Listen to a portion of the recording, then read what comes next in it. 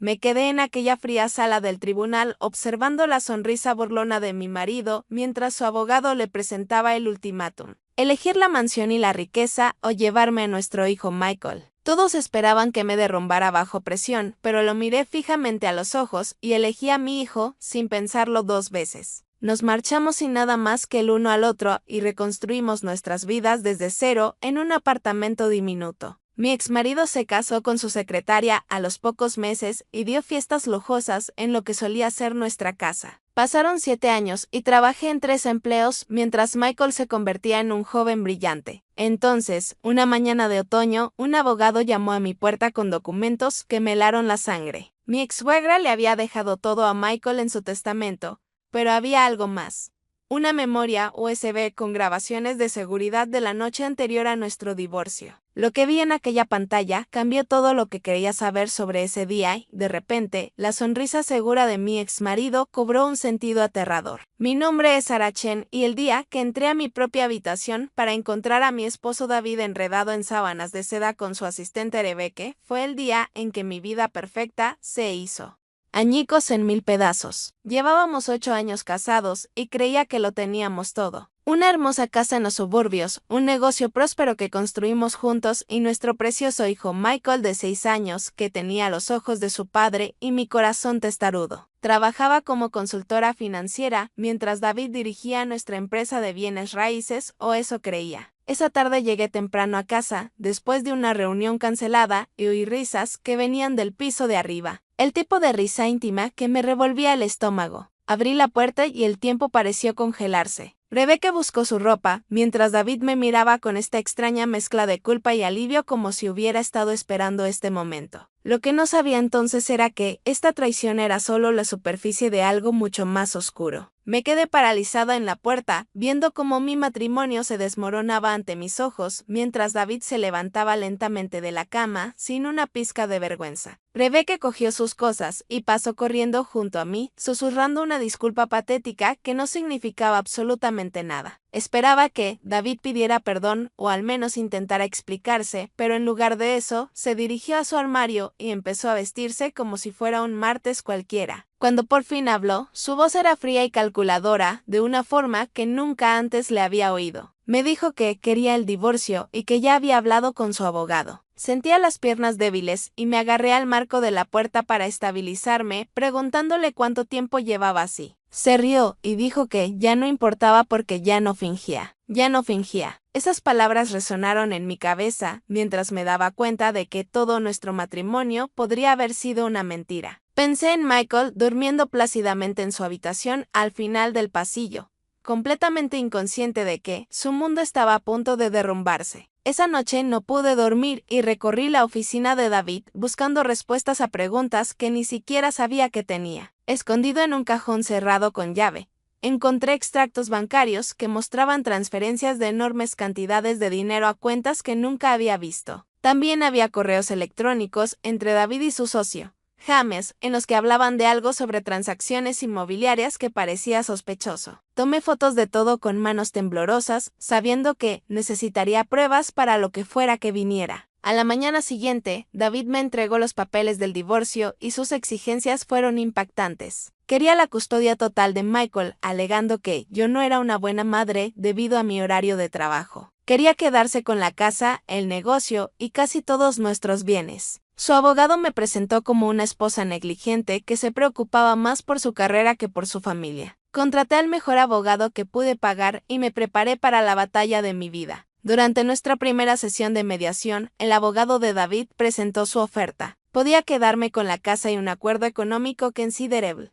pero David obtendría la custodia principal de Michael y solo lo vería los fines de semana. O podía quedarme con Michael, pero irme sin nada más que mis pertenencias y mi coche. Me dieron 24 horas para decidir. Esa noche volví a casa y abracé a Michael mientras dormía, preguntándome cómo David podía usar a nuestro hijo como moneda de cambio. Mi abogado me llamó y me aconsejó que aceptara el dinero, diciendo que podríamos luchar por la custodia más tarde. Pero algo en mi interior me decía que, si dejaba que David se llevara a Michael ahora, tal vez nunca lo recuperaría. Al día siguiente, entré en la sala de conferencias y miré a David directamente a los ojos. Le dije que podía quedarse con cada dólar, cada propiedad y cada activo que habíamos acumulado juntos, pero que Michael se vendría conmigo. El rostro de David palideció cuando tomé mi decisión y vi un destello en sus ojos que parecía casi pánico. Su abogado intentó convencerme de que lo reconsiderara, diciendo que estaba cometiendo un terrible error que arruinaría mi futuro, pero ya había firmado los papeles. En una semana, empaqué los juguetes de Michael, nuestra ropa y algunas cosas personales en mi sedán y nos mudamos a un pequeño apartamento de 2 habitaciones al otro lado de la ciudad. El piso tenía el papel pintado descascarado y un grifo que goteaba,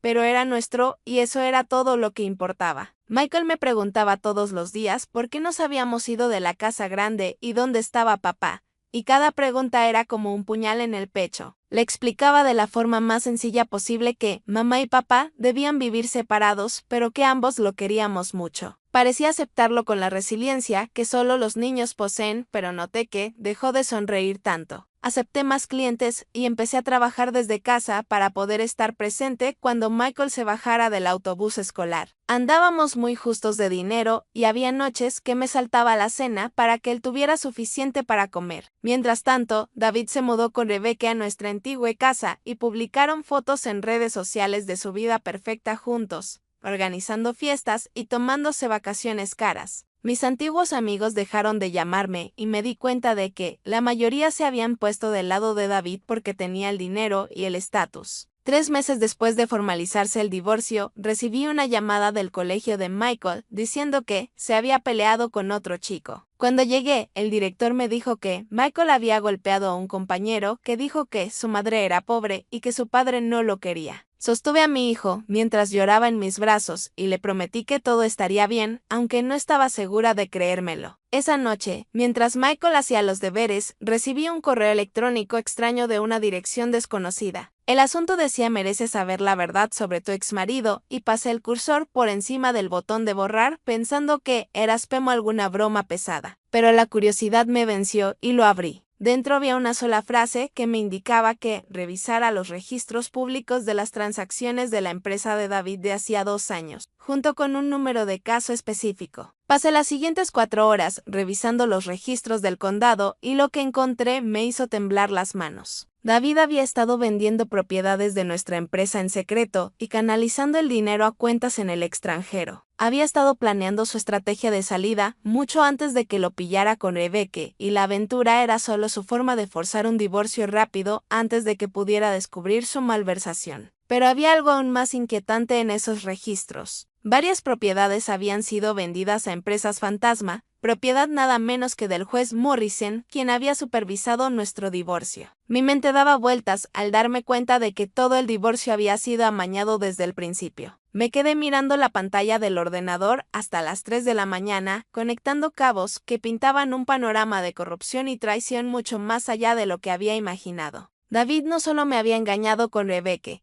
sino que había orquestado todo un plan para robar millones de nuestra empresa, asegurándose de que yo saliera con las manos vacías gracias a un juez corrupto en su bolsillo. Mi primer instinto fue ir a la policía de inmediato, pero sabía que necesitaba pruebas más concretas antes de acusar a alguien tan poderoso como el juez Morrison. Contacté con el remitente anónimo del correo electrónico preguntando quiénes eran y por qué me ayudaban, pero no recibí respuesta. Al día siguiente, contacté con un viejo amigo de la universidad llamado Márquez, que trabajaba como periodista de investigación, y le pedí que nos tomáramos un café. Le enseñé todo lo que había encontrado y vi cómo abría los ojos como platos mientras revisaba los documentos en mi portátil. Márquez me dijo que esto era más grande de lo que creía y que si el juez Morrison estaba involucrado, probablemente otros funcionarios y empresarios también estaban involucrados en la trama. Aceptó ayudarme a investigar discretamente mientras yo seguía actuando como si nada hubiera cambiado. Durante los 2 meses siguientes, Márquez y yo trabajamos juntos recopilando pruebas y construyendo un caso. Descubrimos que James, socio de David, también formaba parte de la conspiración y que llevaban casi 5 años dirigiendo esta operación. Las empresas fantasma que crearon habían comprado docenas de propiedades a precios muy por debajo del valor de mercado, que luego revendieron para obtener enormes ganancias. El juez Morrison recibió pagos en efectivo y regalos de lujo a cambio de fallos favorables en casos que involucraban a la empresa de David.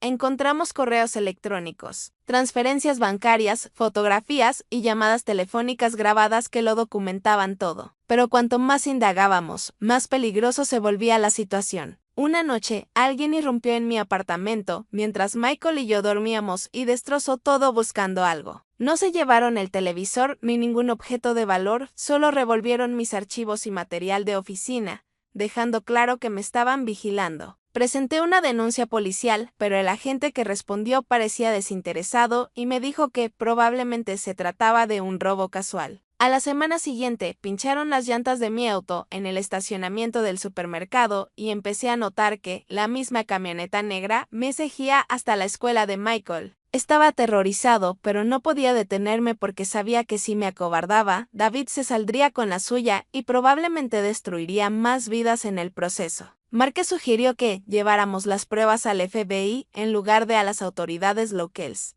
ya que no podíamos confiar en nadie en la ciudad. Programamos una reunión con una agente federal llamada Sara Rodríguez, especializada en delitos de cuello blanco y corrupción pública. Cuando le expusimos todo lo que habíamos descubierto, la expresión de la agente Rodríguez permaneció neutral, pero pude ver cómo se movían sus pensamientos. Nos dijo que la investigación llevaría tiempo y que debíamos ser extremadamente cuidadosos porque si David o sus cómplices descubrían que estábamos cooperando con las autoridades federales, nuestras vidas podrían correr grave peligro. Asignó vigilancia preventiva para vigilar mi apartamento y la escuela de Michael, lo cual me alivió un poco, pero seguía sobresaltándome ante cualquier ruido inesperado. 2 semanas después, David me llamó de improviso para preguntarme si podíamos reunirnos para hablar sobre la custodia de Michael. Sabía que el repentino interés de David en vernos era una trampa, pero el agente Rodríguez me sugirió que usara un micrófono para averiguar qué quería realmente. Nos vimos en una cafetería del centro y David sonrió con esa sonrisa encantadora que antes me emocionaba, pero que ahora solo me repugnaba. Me ofreció dinero para que desistiera de cualquier acción legal e insinuó que quienes le causaban problemas solían arrepentirse. Le seguí la corriente fingiendo considerar su oferta, mientras la grabadora grababa cada palabra amenazante. 3 días después, el FBI allanó simultáneamente la oficina de David, el despacho del juez Morrison y la casa de James.